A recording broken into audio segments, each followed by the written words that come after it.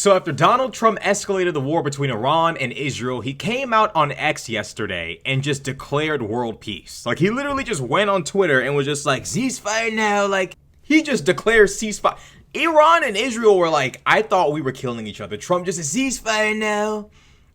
To the point where Iranian officials were like, there is no ceasefire. We don't know what the he's talking about. And Israel was suspiciously silent. Trump just comes out of nowhere and just declares ceasefire. This wasn't a joint declaration. This wasn't, bilateral between Iran and Israel. Trump unilaterally just comes out and declares peace to the world.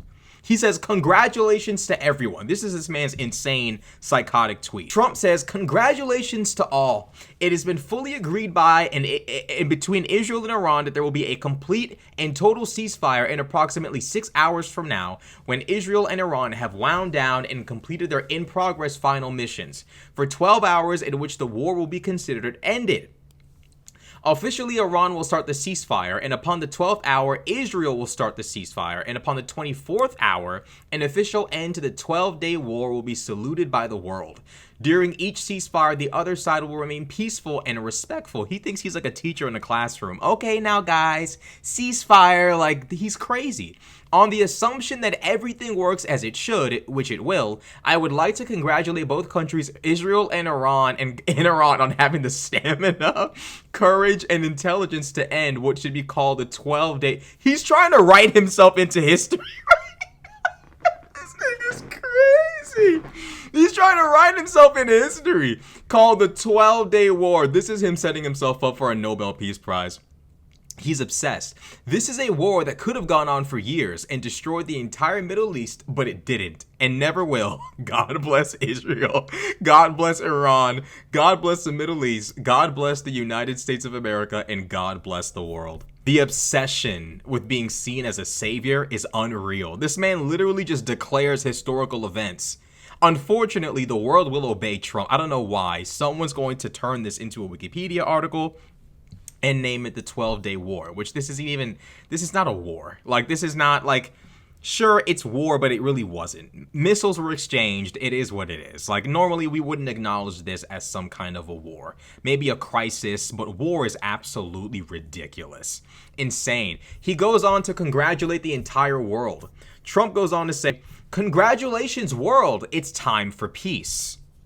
I knew when I saw this trending on Twitter last night, because like I had already made 3 videos. I wasn't about to like drop what I was doing at that moment to make a 4th or a 5th, because Trump, every second of the day is something the fuck else.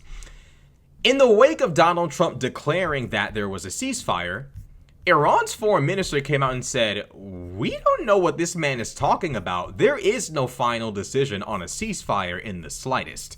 It seems to me like Trump realized how politically unpopular this was going to be and just decided to eject, and the only way he knew how was basically to create a situation in which he could wash his hands of the problem, and if the problem persisted and got bigger, it wasn't his fault, but actually the fault of Iran and Israel. Now, in reality, Israel chose to escalate this into what it is right now.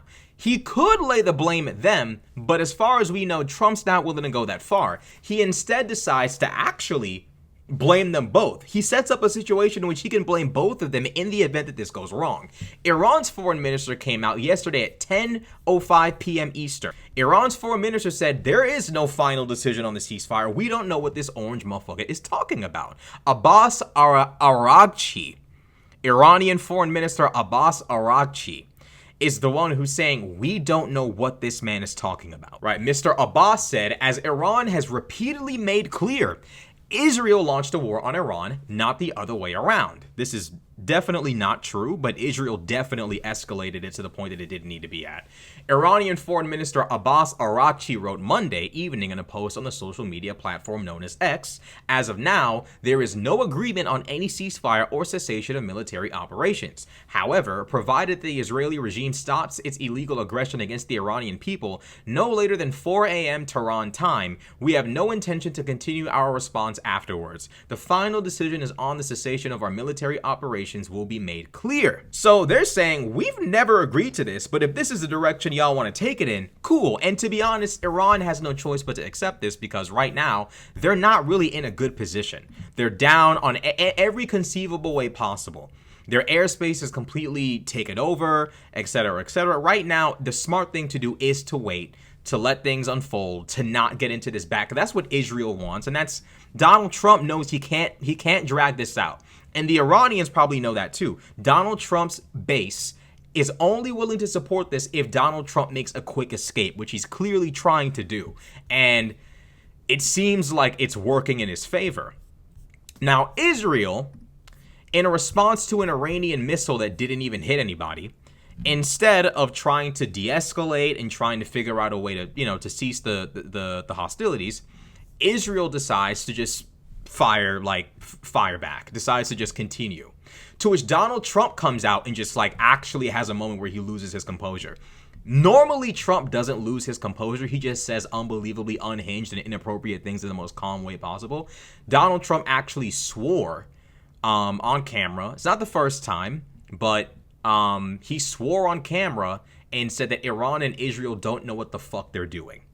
So, yesterday he was saying MIGA. Today he said the F word, not the F slur. I don't know. We might get a Trump N-word scenario before this is all said and done. Let's see. Israel says that Iran violated the peace agreement and the ceasefire agreement. Israel says that Iran violated the peace agreement and the ceasefire agreement. Do you believe that Iran is still committed to peace? Yeah, I do.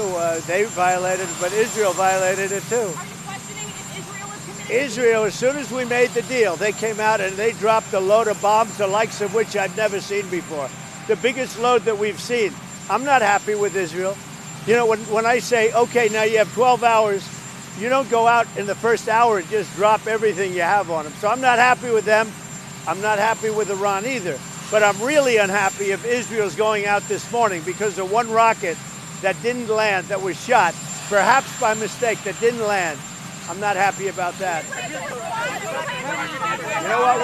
We basically have two countries that have been fighting so long and so hard that they don't know what the fuck they're doing. Do you understand that? That's the president. That's the president, unfortunately. Unfortunately. Now Donald Trump needs to actually give Israel a reason to de-escalate. He needs to start actually holding them accountable to something. This cannot be the Israel show. At some point, we need to make an actual effort to bring peace to the Middle East by actually being fair and honest about the fact that Israel is not perfect. Israel is not the greatest ally we have. This is a lie. Israel is a massive political liability for the West. We've incurred so much damage and hatred from the Middle East, and I'm willing to bet if it weren't for our relationship with Israel and our meddling, we probably would get along with the Arab states just fine. I really do believe that. I really do believe that we would get along with them just fine. Donald Trump right now needs to figure out how to mitigate this situation, because reports are coming out actually saying that Iran can rebuild up their facilities within about a few months. So he needs to give the Iranians a good enough reason to not go after that bomb. And in order to do that, he needs to actually put a leash around Israel, because Netanyahu wants to drag this out for as long as possible. Because what Trump and Netanyahu both have in common is they're both criminals being investigated by their own countries, or having at least had been in the past, in Trump's case. Netanyahu needs to keep duking it out with Arab states, or in Iran's case, Middle Eastern states, as much as possible to buy himself as much time to curry as much domestic political favor as humanly possible to support his leadership. If he can secure regime change, he's going to be a god amongst men in Israel. That's what he wants. This isn't about Israel's national security only. This is about Netanyahu's political future and avoiding jail.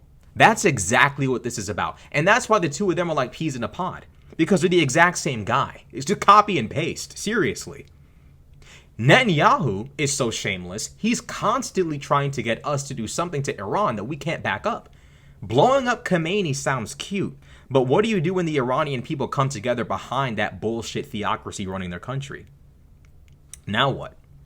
Regime change does not work in the Middle East. I don't know how many times the United States has to fucking destroy Middle Eastern countries. This is our second time trying to meddle with Iranian affairs. The first time, it created what we have now. Overthrowing Mossadegh, installing the Shah, all of this led up to what we have now, which was the Iranian Revolution, the Islamic Revolution, and now we're stuck with fucking Khomeini. And Trump doesn't seem to care. He's bragging about how we know where you are and we can blow you up. And of course, Netanyahu is constantly begging us to blow him up. And right now, Donald Trump seems to somehow have managed to convince both sides to stop shooting. Iran has come out and said if Israel's willing to stop, we are willing to stop. Israel needs to stop, and the United States for the first time needs to free itself up of Israeli influence. This unhealthy relationship is going to get Americans hurt and killed. It is. It's going to get Americans hurt and killed. Israel is not putting its neck on the line. Israel is trying to get us to crash out for them. Netanyahu is doing all of this for his own personal gain.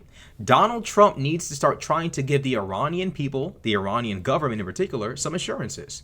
And in order to do that, he needs to start reeling in this relationship with Israel. He needs to start actually being tough against settlements and colonialism going on in Palestinian land. Because if that's not what's going to happen, we'll be back here again. Seriously, we will be back here again.